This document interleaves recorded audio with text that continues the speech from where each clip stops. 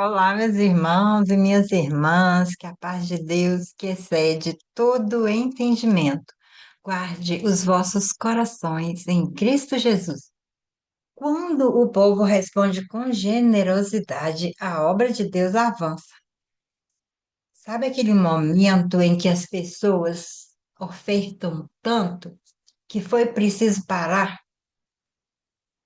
e dizer para eles que não era necessário contribuir mais? Esse é o nosso texto hoje. No capítulo 36 do livro de Êxodo, continuamos acompanhando essa construção do tabernáculo, o lugar onde Deus manifestaria sua presença no meio do povo. No capítulo anterior, nós vemos um convite ao povo para contribuição. Nesse texto, nós vemos o contrário. Nesse texto, nós vemos que as pessoas doaram tanto que foi necessário pedir para que elas parassem, porque já tinha coisa demais.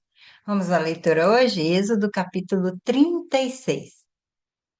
Bezalel, Aholiabe e todos os outros homens a quem o Senhor deu habilidade e inteligência e que conhecem tudo o que é preciso para construir a tenda sagrada, deverão fazer tudo como o Senhor ordenou.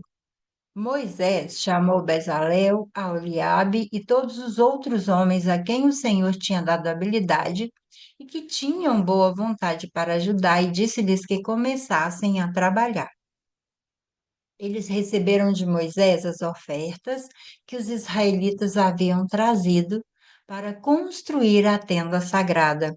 E todas as manhãs o povo de Israel continuava a trazer a Moisés as suas ofertas. Então, os artesãos que estavam fazendo o trabalho foram falar com Moisés e eles disseram o seguinte: o povo está trazendo muito mais do que é necessário para o trabalho que o Senhor mandou fazer. Então Moisés ordenou em todo o acampamento ninguém mais trouxesse ofertas para a tenda sagrada. E assim, o povo não trouxe mais nada, pois o material que tinham ajuntado era suficiente para todo o trabalho que deveria ser feito e ainda sobrava. E assim os homens mais habilidosos entre os trabalhadores fizeram a tenda da presença do Senhor.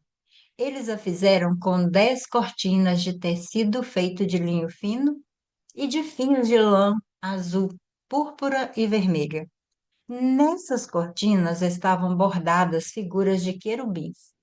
Todas as cortinas eram do mesmo tamanho, medindo 12,5 metros de comprimento por 1,80 metros de largura. Eles costuraram 5 delas umas nas outras, formando assim uma só peça, e fizeram a mesma coisa com as outras 5. Foram colocadas laçadas de tecido azul na beirada de fora da última cortina de cada uma das duas peças de cortinas. Puseram 50 laçadas na beirada da primeira cortina, da primeira peça, e 50 beiradas da última cortina da segunda peça, de modo que as laçadas ficavam de frente umas para as outras. Os dois jogos de cortinas foram presos um no outro por meio de 50 prendedores de ouro, de modo que formavam uma só peça. De 12 pedaços de panos feitos de pelo de cabra, fizeram uma cobertura para a tenda.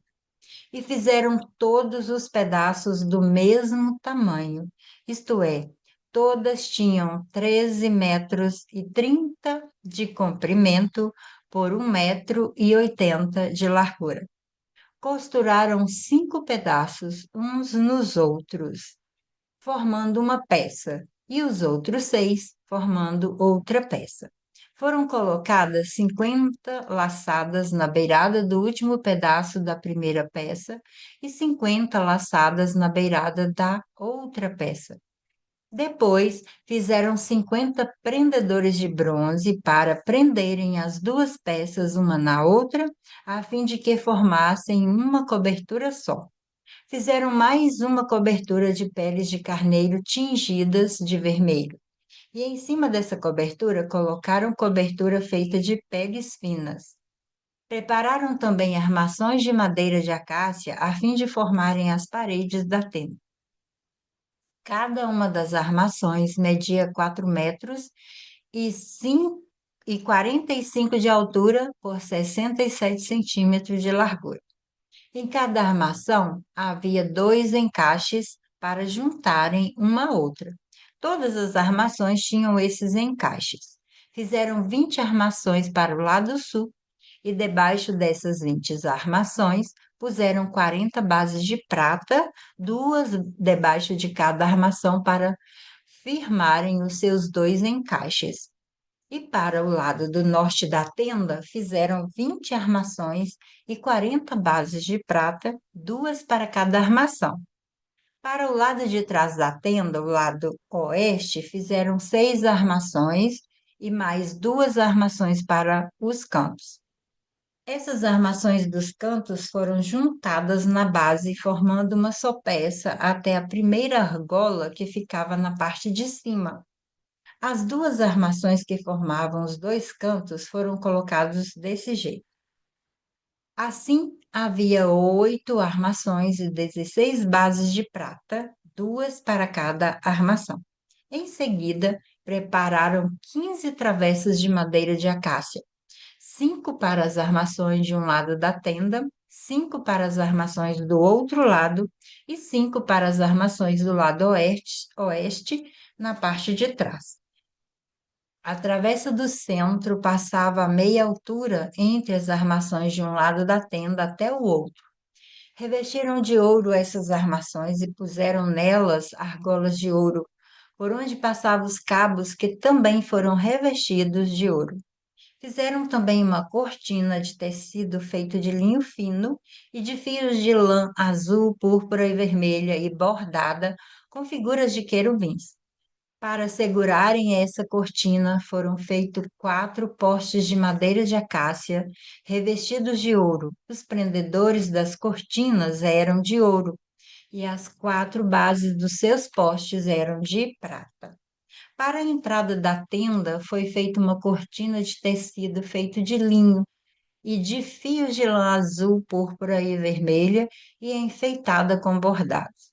Para segurarem essa cortina, foram feitos 5 postes com prendedores e revestiram de ouro a parte de cima dos postes e o suporte das cortinas. E foram feitas 5 bases de bronze para os postes. Deus havia escolhido e capacitado artesãos especiais para liderar esse trabalho. Entre eles estavam Bezalel e Aholiab.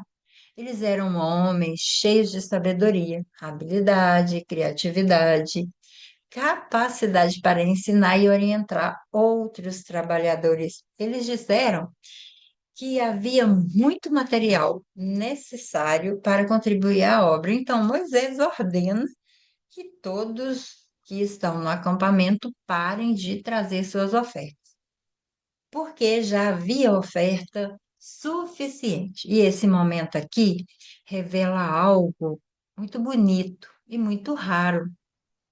É uma comunidade movida por gratidão e disposta a servir a Deus, um lugar de disponibilidade. Esse lugar era onde todos estavam com o coração movido para sim ofertar para tudo que chegaria para ficar à disposição deles. Depois disso, os artesãos continuam o trabalho e começam a construir as estruturas do tabernáculo, incluindo as cortinas, que foram feitas de tecidos bordados, tecidos finos, e também onde seriam bordados os querubins. Essas cortinas formariam as paredes internas do tabernáculo e simbolizava a beleza, o cuidado, a reverência com a presença de Deus. E tudo era feito com grande precisão e dedicação, seguindo exatamente as orientações que Deus havia dado anteriormente. Que lições espirituais eu posso tirar desse texto? É que a generosidade, ela nasce de um coração transformado. O povo deu voluntariamente e com alegria. Quando o coração é tocado por Deus, a generosidade se torna natural na nossa vida.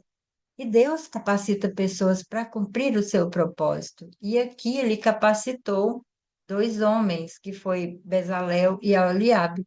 Eles receberam a sabedoria para liderar esse trabalho. E ele traz um lugar de usar a habilidade, o talento para realizar essa obra.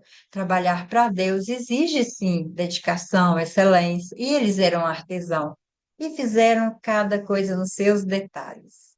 E a união do povo trouxe grande comunhão e grandes coisas foram feitas. Que Deus abençoe sua vida, que Ele possa te usar também para essa obra, que Ele possa transformar sua vida todos os dias, te possibilitando também ofertar na casa de Deus, que você também seja usado, que seus talentos sejam usados e tudo que você tem possa ser usado na obra do Senhor. Até nosso próximo momento de leitura da palavra de Deus.